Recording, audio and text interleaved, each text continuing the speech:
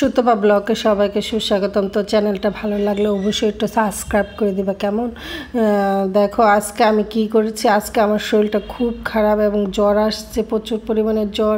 তো আমি নিজে কিছু করে খেতে পারতেছি না, এত খারাপ লাগতেছে। তারপর আমি পোলাওয়ের চাল জাউ ভাতের মতন করে নিচ্ছি।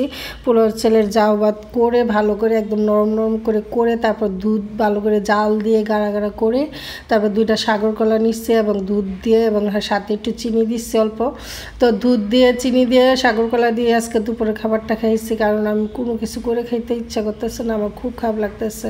দেখো এখানে রাত্র তখন বাজে প্রায় 12টা, আমি কি খাবো ভাবতেছি, তো কোনো কিছু নাই। তারপরে ওরা বলছি যে কেক নিয়ে আসার জন্য। তো বাইরের খাবার আমার এমন পছন্দ না, তো বাইরের খাবার বলতে এটা কেকটা নিয়ে আসছে, এটা আনন্দ কেক নাকি, এটা নিয়েছে মনে হয় 250 টাকা কেকটা।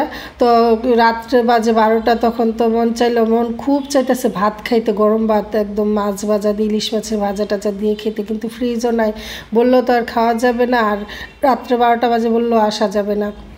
তো কী আর করবো, ক্ষুধা প্রচণ্ড পরিমাণে পাইছে। তো এই 2টা কেক খেয়ে 2-3টা কেক খেয়ে তারপর জল খেয়ে, এটাই আজকে আমাদের রাত্রে খাবার ছিল, এই জ্বরের মুখ এটাই খাইয়ে তারপর আমি শুয়ে রয়েছি, কিচ্ছু করে না। তো কেকটা ভীষণ ভালো লাগছে এবং খুব মিষ্টি। তোমরা ভালো থেকো, টাটা।